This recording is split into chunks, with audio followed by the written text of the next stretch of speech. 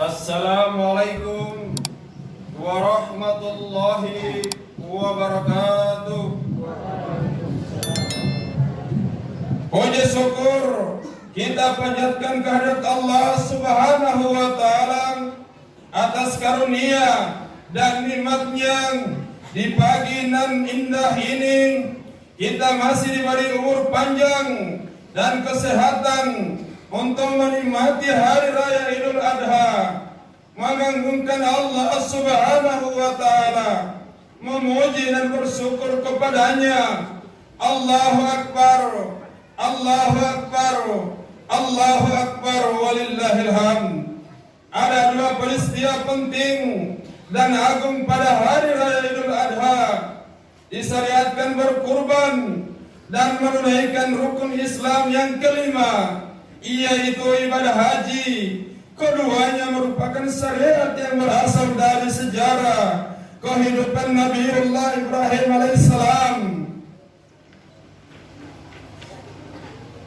Syariat kurban yang dimulai dari peristiwa besar yang dialami oleh Nabi Ibrahim alaihissalam, yaitu ketika para malaikat yang melapori oleh malaikat Jibril alaihissalam bertanya kepada Allah Subhanahu wa Ta'ala, "Ya Tuhan, mengapa Engkau memberi gelar Khalilullah, kekasih Allah, kepada Nabi Ibrahim, padahal ia selalu sibuk dengan kekayaan dan urusan keluarga?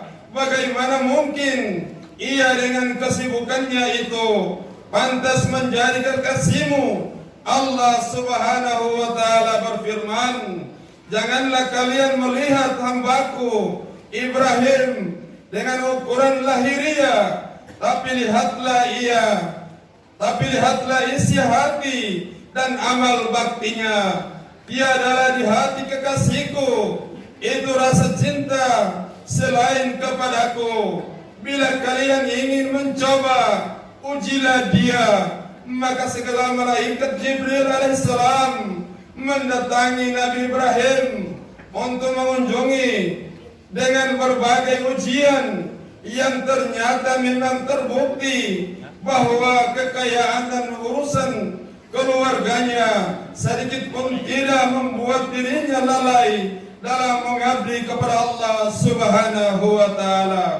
Kemudian ketika Allah Subhanahu wa Ta'ala sendiri berkenan menguji Nabi Ibrahim dengan diperintah menyembelih Ismail, anaknya yang tersayang, beliau pun dengan tabah dan tawakal menerima perintah itu, sehingga kisah kejadiannya diabaikan oleh Allah Subhanahu wa Ta'ala. Dalam kitab sucinya, "Falamma balagha ma'ahu as-sa'd ya qala ya bunayya inni ara fil manami anni ajwahuka fanzur maja tara qala ya abati fa'al ma tu'maru satajiruni insyaallahu minas sabirin." Artinya, maka tak kala anak itu sampai pada umur sanggup berusaha bersama-sama Ibrahim.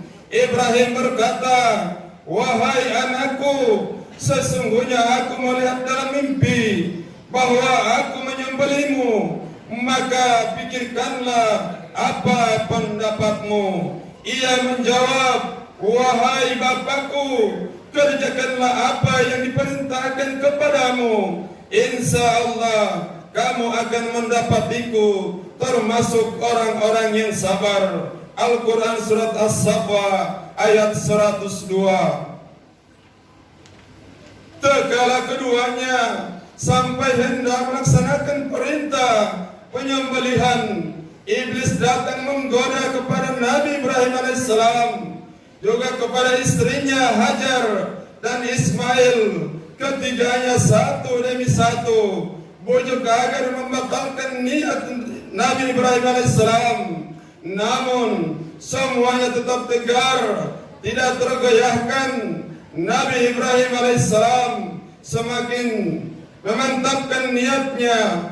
Begitu pula Nabi Ismail alaihissalam telah pasrah bulat-bulat dan tawakal. Allah subhanahu wa ta'ala berfirman, falamma aslama wa talahu lil jabin wa nadainahu an ya Ibrahim qad saddaqa tarru'ya inna kajalika najji. Artinya tak kala keduanya telah berserah diri dan Ibrahim membaringkan anaknya di atas pelipisnya, nyatalah kesabaran keduanya, dan kami panggillah dia, wahai Ibrahim, sesungguhnya kamu telah membenarkan mimpi itu, sesungguhnya demikian kami beri balasan kepada orang-orang yang berbuat baik. Sesungguhnya ini benar-benar suatu ujian yang nyata. Al-Quran surat As-Safa ayat 103 sampai 106.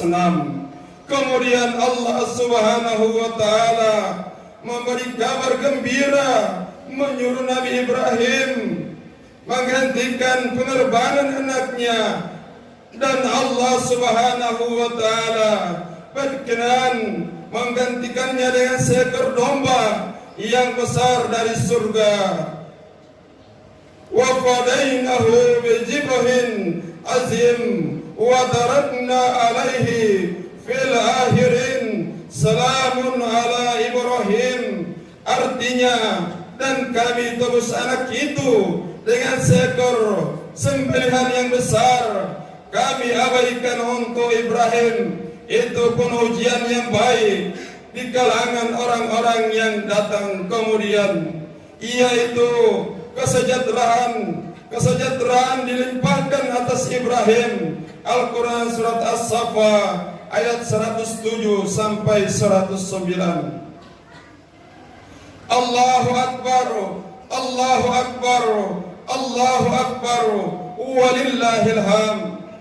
Menyaksikan peristiwa agung yang tiada bandingannya dalam sejarah umat manusia itu, malaikat Jibril sangat kagum. Karenanya ia lantas memberi salam seraya berseru, Allahu Akbar, Allahu Akbar, Allahu Akbar. Nabi Ibrahim langsung menjawab, La ilaha illallah wallahu akbar. Dan Ismail pun menyahut, Allahu Akbar, walillahil hamd. Kaum muslimin, jamaah Jumat yang dirahmati Allah, hari ini usai melaksanakan salat Idul Adha hingga hari taksir tanggal 11, 12, 13 Zulhijjah, umat Islam yang mampu diperintahkan untuk berkurban dengan memotong hewan kurban, dagingnya dibagikan kepada fakir miskin dan mereka yang membutuhkannya. Sejarah setelah mencatat bahwa kurban telah dilaksanakan oleh umat terdahulu. Ajaran tentang kurban telah disyariatkan kepada berbagai bangsa di segala zaman, walau dalam bentuk yang berbeda-beda, seperti dinyatakan oleh Al-Quran sebagai berikut, walikulli ummatin ja'alna mansakan liyadhkurus samallahi ala ma razaqahum min bahimatil an'am.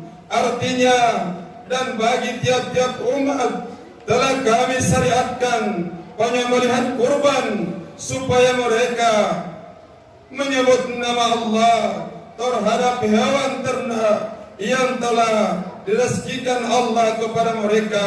Al-Quran surat Al-Hajj ayat 34. Dalam Islam, kurban memiliki makna yang lebih dalam, yakni kerelaan seorang hamba mengorbankan apa yang dicintainya semata untuk pengabdiannya kepada Allah Subhanahu wa Ta'ala.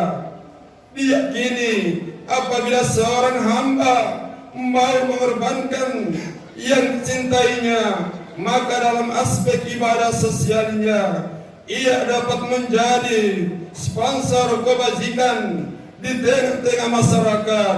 Ibadah kurban bukan sekedar mengalirkan darah hewan kemudian dagingnya dibagikan kepada fakir miskin, namun aspek rohaninya sangat dalam serta aspek sosialnya sangat kental, sehingga ibadah kurban tidak bisa diganti dengan benda lain. Bahkan waktunya sudah ditetapkan, yakni 10 hingga 13 Zulhijjah. Firman Allah Subhanahu wa Ta'ala, lan yanalallahu luhumuha wala dima'uha walakin yanaluhu taqwa minkum. Artinya daging-daging unta dan darahnya itu sekali-kali tidak dapat mencapai keridhaan Allah, tetapi ketakwaan dari kamulah yang dapat mencapainya. Al-Quran Surat Al-Hajj ayat 37. Allahu Akbar, Allahu Akbar, Allahu Akbar. Akhirnya marilah kita berdoa kepada Allah Subhanahu wa Ta'ala, memohon ridha dan perkenanannya. Wahai Zat yang Maha Gagah, Engkau telah syariatkan kepada kami berkurban, namun rasanya belum maksimal amalan yang kami lakukan. Niat kami belum lurus, sikap dan sifat kami masih ternodai dengan hawa nafsu. Kami mohon kehadirat-Mu agar Engkau menyempurnakannya, agar kami menjadi hamba-Mu yang saleh dan takwa. Wahai Zat yang Maha Perkasa, kami masih sering gagal untuk mencegah perilaku yang jelek, sikap berlebih-lebihan, dan perbuatan tercela lainnya. Kami mohon agar Engkau memperbaiki keadaan kami, pandulah kami dengan hidayah-Mu, dan ilhamkanlah kepada kami untuk selalu berjalan di jalan-Mu yang lurus. Wahai Zat yang Maha Kuasa, betapa lemahnya kami dalam beribadah kepada-Mu, tidak bergairah, bahkan kami sering bosan.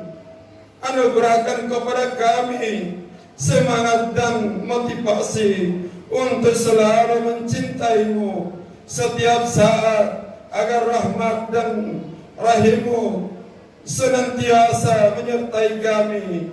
Wahai Zat yang Maha Pemaaf, kami memiliki orang tua yang sudah tua renta, bahkan ada di antara kami yang orang tua telah meninggal. Mereka telah mengandung kami dengan susah payah selama 9 bulan lebih tanpa keluh kesah. Mereka telah mendidik kami di waktu kecil tanpa berharap balasan. Mereka menyekolahkan kami hingga dewasa tanpa lelah, mencari suap nasi, membanting tulang siang dan malam, tidak memperdulikan sulitnya kehidupan. Mereka rela, bahkan terkadang kami meminta beraneka ragam permintaan yang sudah mereka wujudkan, namun dengan sabar mereka melayani kami. Bahkan di hari tua mereka masih memberi senyum kasih sayang kepada kami, namun rasanya belum ada yang kami perbuat kepada mereka. bahkan keadaan kami, hardik mereka. Wahai Zat yang Maha Pengampun, ampunilah dosa-dosa kami dan dosa kedua orang tua kami.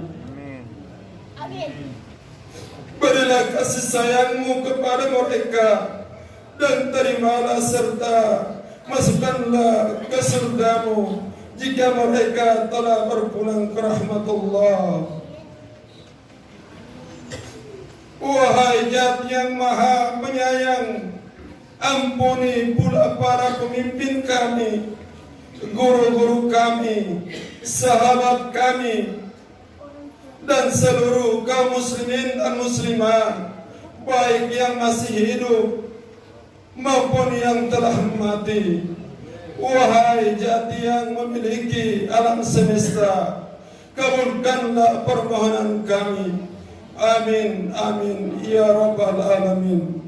Rabbana la tuzigh qulubana ba'da idh hadaytana wa hab lana min ladunka rahmatan innaka antal wahhab. Rabbana zalamna anfusana wa illam taghfir lana wa tarhamna lanakunanna minal khasirin.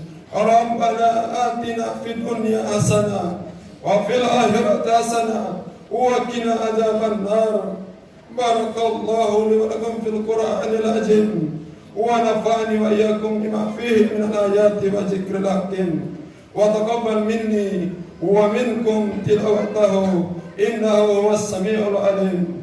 Allahu akbar, Allahu akbar, Allahu akbar, Allahu akbar, Allahu akbar, Allahu akbar, Allahu akbar, Allahu akbar, Allahu akbar, Allahu akbar kabira walhamdulillahi katsira wa subhanallahi bukratan wa asila. Alhamdulillah, alhamdulillahilladzi a'adala ayana wa kasaru. Ahmaduhu subhanahu wa ta'ala wa askuruhu ala jami'i ni'amihi allati الذي خلق الصور وأشهد أن لا إله إلا الله وحده لا شريك له شهادة تنجي قائلها من عذاب النار وأشهد أن محمدا عبده ورسوله سيد الخلائق والبشر. اللهم صل وسلم وبارك على عبدك ورسولك سيدنا محمد وعلى آله وأصحابه وصحبه الكرام. أما بعد فيا معاشر المسلمين رحمكم الله، اتقوا الله فيما أمر وانتهوا عما نهى الله عنه وهجر. واعلموا أن الله تعالى صلى الله على نبيه قديما فقال تعالى إن الله ملائكته يصلون على النبي يا أيها الذين آمنوا صلوا عليه وسلموا تسليما.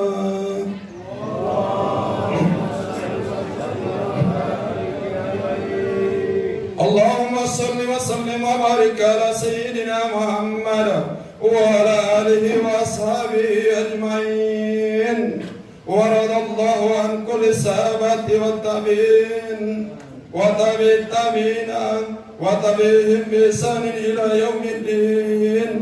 وارحمنا برحمتك يا أرحم الراحمين.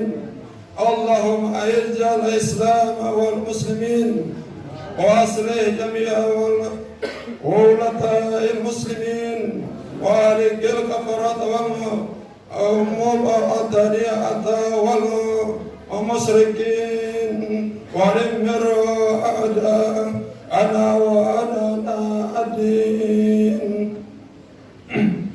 وأعلن كلماتك إلى يوم الدين. اللهم اغفر للمؤمنين والمؤمنات والمسلمين والمسلمات الأحياء منهم والأموات إنك سميع قريب مجيب الدعوات ويا قاضي الحاجات ربنا افتح بيننا وبين قومنا بالحق وأنت خير الفاتحين. ربنا آتنا في الدنيا حسنة وفي الآخرة حسنة وقنا عذاب النار. الله أكبر الله أكبر الله أكبر لا إله إلا الله والله أكبر.